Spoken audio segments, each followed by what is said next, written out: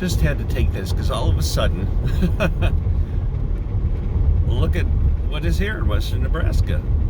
I mean, it went from kind of unattractive, and I must admit because it's dry and smoky, to this very, very interesting looking environment. I like this. I like where, there's sometimes I like when you see the road and you can see 20 miles and there's not another car. That's kind of cool, but I like this as well. Of course, I haven't seen another car for the last 20 minutes either, but but around the corner there always could be one, but so far it hasn't been the case. But look at how, and I'm going further east into Nebraska, and it's getting hillier and more mountainous. So I'll just show you down there if I can. I don't know if I'm getting that or not, but I really do love the West. I mean, there is just the ever-changing scenery. No matter where you are, it seems, unless you're on the Great Salt Lake Desert, it's always changing. I mean, elevation has a lot to do with it. Oh, there's some motorcycles. Those are the first vehicles I've seen in over 20 minutes come in my direction. I have no idea who's in front of me or behind me because I can't see anybody either way. So now look at it. It opens up.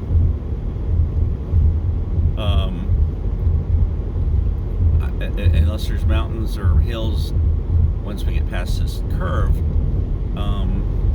again, there's a little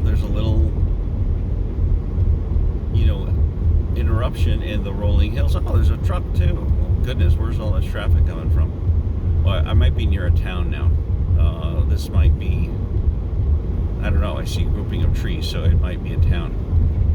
And then again, it could be a water source. I'm not really sure. I didn't look at the map. I'm just kind of winging this a little bit because it's more fun that way. Oh, it's got to be a waterway. But, I got to show you up there. And then all around here, and I'm assuming it's a waterway because, motorcyclists. Ooh. Well, I was on the road. I wasn't about to hit them, but it did surprise me. And so there must be some sort of water down there, whether it's a river, creek, or a little lake. I'm not sure. Why all of the cars all of a sudden? That's even for 20 minutes, and all of a sudden it's like a rush hour. Yeah, rush hour out here. That's about it. So there's a sign up here, and it says, let's see what it says. I don't think it has anything to do with trees, but may. Entering Fort Robertson State Park. Oh, okay. Again, I don't know what's down there, and I should have looked at a map. There's a historical marker. I'm going to pass that up because I've been stopping at every one, and I have certain now time constraints to get this car back, and I got to stop at one of my buddy's house on the way home, and someday, no constraints. Anyway, Crazy Horse Memorial Highway. Okay. Well, you can see up there that there's rock formations, but again, it's so hazy. If it were clear, it'd just be, sometimes you can see 40, 50 miles, if you're up on a promontory or something like that. But here today, you're lucky if you can see 5 miles, and everything past that is sort of like, is that something or is it not something? But anyway, this is just interesting. It changed a lot. Maybe I'm going to a town now. I can't, let's see, what does this say? Oh no, I'm getting to Dawes County. But maybe there's a town up ahead because again, there's another cluster of trees. And that it means a water source or a town, or both. But again, I haven't seen this many trees in about probably 150 miles of going through Wyoming and Nebraska. So I guess I better slow down here. I think it is a town because there's a speed requirement here. And I might as well keep it on so we can see what this is. Oh, there's an little RV camp or something down there, and then there is a river, I'm assuming. Whether it's got much water in it or not, I don't know. Find out. I don't know if it has any water in it. Oh, look at these trees. They're really cool. Oh, these were planted, obviously. I like that pedestrian crossing with the yellow flashing line. I don't see very many pedestrians. Well, this is Fort Robinson. Oh, Fort Robinson State Park. That's right. This is one of the frontier posts. Oh, I've seen pictures of this. And boy, oh boy, is it in the middle of nowhere. Well, I guess that's where you'd put a fort, in the middle of nowhere. Because that's where you'd need it, I guess, if you were trying to protect people from other people. Wow. Most of the forts were dissolved or abandoned by 1890 because that was officially the wilderness was gone, and they closed some of the trails to traffic, that people used, even though there was the railroad available. It just cost a lot of money, so there were some that still took the wagons on those routes. But a lot less dangerous because it was more built up and there were more stops, I guess, more water available, the whole bit. I don't know if you can see through the faded there. There's like a butte out there, plateau. This is interesting. I guess I'm in the state park still, and you can see up there. That's really cool.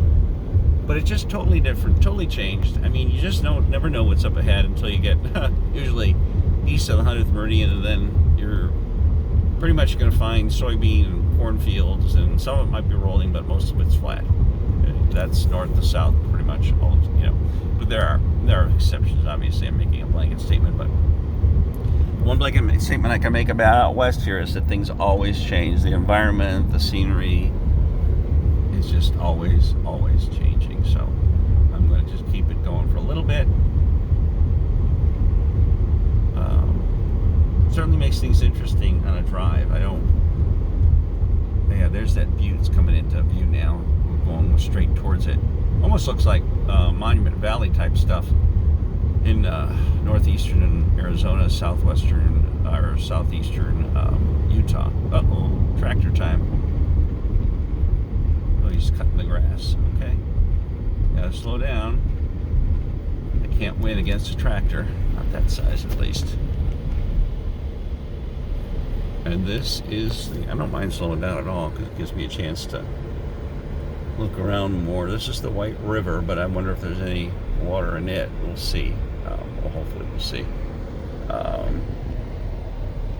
don't know.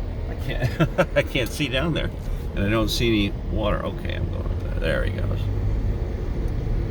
Now, that's a scenic view there, but I'm going. Oh, right there's a scenic view. It looks like a golf course. My goodness.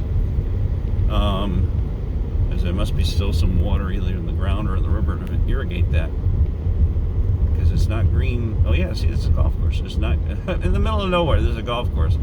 Well, that's it's the Legend Buttes Golf Course. I'll be doggone. You can't find a grocery store, but you can certainly. Oh, this is Crawford. That's why. This is a town. Just slow down here again. This is a town. I don't know. It doesn't look like a very big town, but then I don't expect any big towns in western Nebraska, except Scotts Bluff, and even that to Chicago, and it's very tiny. But they do have a Dollar General, and that is oh so important. And I'm not really being facetious about that. So, tourist activities. Oh, there's a big rooster or chicken, right? Yeah, big chicken. Oh, drive-in. Oh, that's so tempting. But try to eat one meal a day. I fasted, I think, for 56 hours. The first part of the trip, and I felt wonderful. So I do know how good I feel when I fast. It's just a matter of not letting my desire for taste get in the way. So now I guess I have to follow 20 to Chadron. It'll probably say up here. And again, look at that butte up there. I mean, it's just in the middle of nowhere. Yeah, that's Chadron that way. Okay, 24 miles. And beautiful. Well, there's nobody coming either way. So I will make this turn. We'll see what's up ahead. It looks kind of boring here in a sense, but I guess 10 more miles and it might be completely different, even 5. All right.